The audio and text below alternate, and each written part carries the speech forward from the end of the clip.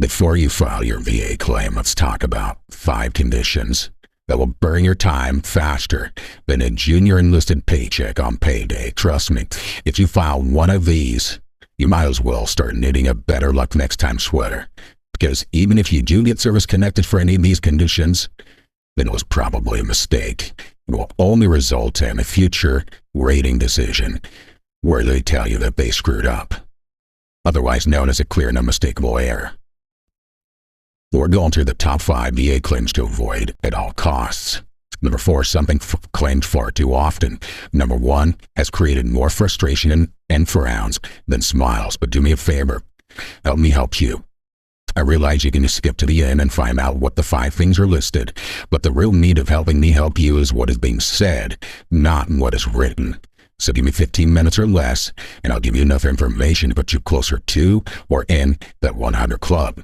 I'm Mr. X, I'm the dad behind the guy, giving you all the information you want to know and need to know about the VA claims process. This is the VA top 5.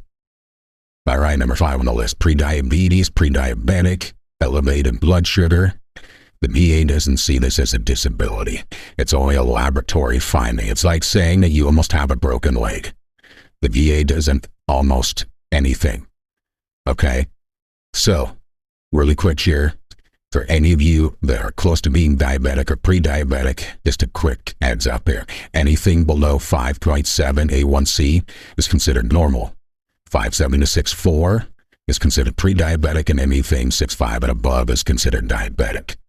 So if you're in that 5.7 to 6.4 range or have a laboratory finding, it's not a diagnosis. And if you submit a claim for pre-diabetes or elevated blood sugar, it's going to be the quickest denial letter that the VA sends, because not much thought needs to go into it because there is no diagnosis. So save yourself the time. Just don't even file a claim for it. All right, number 4 on the list, hyperlipidemia, elevated triglycerides, elevated cholesterol. Okay, high cholesterol is what essentially all this is. Okay, it's a laboratory finding. It's not a disability. Going back to the pre-diabetic thought process, okay, having elevated anything isn't a disability that the VA recognizes. Now, if you have like a coronary artery disease, which is, caused by hyperlipidemia or other issues for long periods of time, then that's something. Focus on the bigger issue.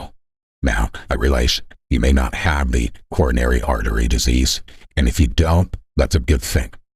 But all these laboratory findings that are beneath the main diagnosis, they don't count. Once again, the VA will quickly deny it. They won't even give you an exam. If they do, it's an accident. If they happen to service connect you for prediabetes, hyperlipidemia, elevated cholesterol, if they service connect you on accident, at some point in the future, they're going to be sending a new rating decision telling you that they screwed up. Okay? Because it's not a diagnosis. Just to give you an idea of this, I'm not talking out of my rear, okay?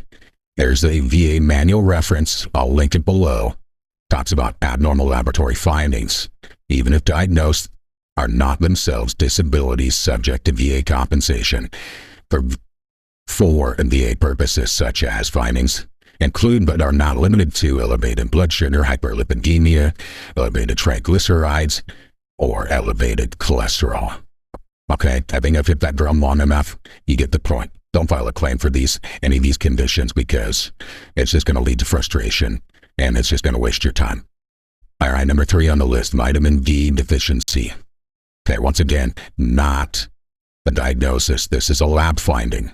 So if you have vitamin D deficiency and it leads to a bigger diagnosis, such as issues with your bones or depression or skin issues, any of the above, those are the conditions that you want to apply for, not the vitamin D deficiency. This one's only going to lead to frustration as I previously mentioned, as a laboratory finding. It is not subject to service connection. So keep that in mind when you're going through your records and you're determining what conditions to apply for. Number 2, vertigo. Okay, stick with me for a second. Hear the explanation as to why I would avoid a claim for vertigo. Okay, under the VA rating schedule, it specifically says, in cases, vertigo is generally a symptom of a much bigger diagnosis, such as a tinnitus, traumatic brain injury, something of that nature, Meniere's disease. And if possible, service-connected should be established for that condition, and vertigo should be tied into that condition, instead of being vertigo being service-connected as a standalone condition. Now, there's a whole big list of criteria that if vertigo is not related to anything else, for example, if you're receiving service for vertigo and it's not due to tinnitus and it's not due to migraines and it's not due to your traumatic brain injury and there's nothing that it's tied to, then yes, it is possible to be service-connected for vertigo. Okay, but those are kind of few and far between instances. Far too often, I've seen veterans claim vertigo. It's granted as secondary to tinnitus, and the VA rater accidentally, or incorrectly I should say, makes that as 2 evaluations instead of just 1. Even if you have a separate diagnosis and a separate nexus statement that says that, hey, these conditions are separate and distinct, but it's secondary to, it doesn't matter. Okay, if vertigo is related to something, it's related to it. That's it. And should be considered as one condition. Now, the whole point of helping me help you here is not to avoid vertigo if you have vertigo. If you have it and you meet the criteria, apply for it.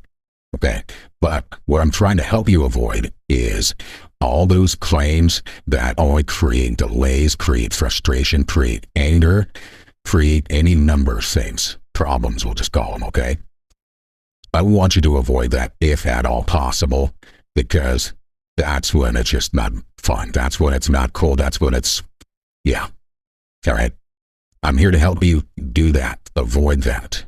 All right. So vertigo, if you have it and you meet the criteria, to apply. If not, I'd probably focus my attention elsewhere.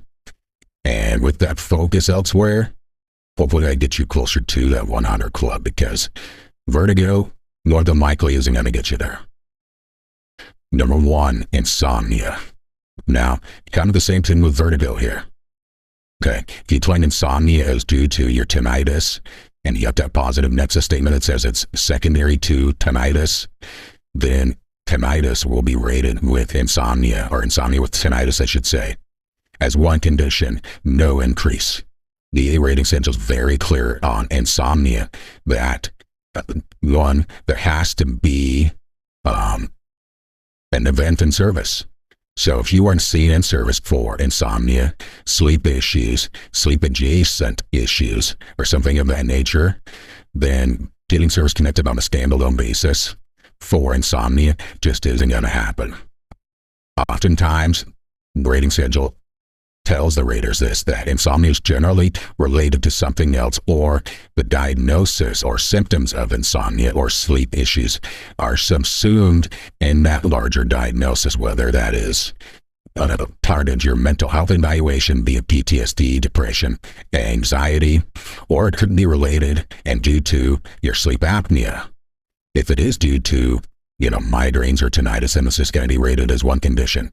In the end, I'm not trying to dissuade you from submitting a claim for insomnia, but keep in mind that if you were granted service connection for insomnia as secondary to another condition, and it's separate, if you file a claim, they're probably, if they judge it, they're going to propose to combine the issues or sever or something. It's not great. Okay, keep that in mind. In the end here, with insomnia, I just want you to avoid a lot of heartache and trouble. I've seen far too many veterans get far too upset about insomnia. I've seen one time where a veteran they proposed to combine insomnia with tinnitus. They even submitted 2, 3, 4 different nexus statements from different examiners. And in the end, the VA still combined insomnia with tinnitus, because regardless of what those nexus statements said, there was nothing in the service treatment records that showed treatment for insomnia, sleep, or other sleep issues. So under the VA rating schedule, they had to rate insomnia with tinnitus, and the standalone 50 or 70% evaluation was gone. Poof. Not ideal. I want you to avoid that, because I guarantee that veteran, and it's happened more than one of you, they're probably still a little frustrated about it. All right, rounding it up here. The one thing I hope you've taken away from this whole video is this. One, I want to get you closer to in that 100 club. And to do that, let's use your energy on the claims that have a greater chance of getting you there. As for vertigo and insomnia, there may be circumstances in your service treatment records that, you may be able to be service connected for these conditions. On average, that chance is lower than the claims that are filed. Okay? So collectively, I want you to use your energy on the claims that have a greater chance of getting you there. As for 5, 4, and 3 here, the prediabetes, hyperlipidemia, and vitamin D issues, those are all lab findings.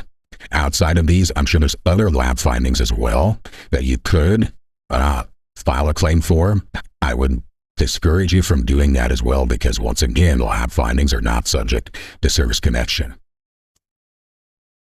As always, do me a favor. If you watch this video and feel like I gave you enough information of what claims to avoid in the future, then you owe me a thumbs up. Please drop a comment if you're on the fence about whether a claimed issue is a laboratory finding or a disability or a specific condition. Drop me a comment. Let me know. Please subscribe for more no fluff and VA claim tips broken out with a little humor and some honesty. I'm Mr. X. Thanks for being here with me, Mr. the VA Top 5.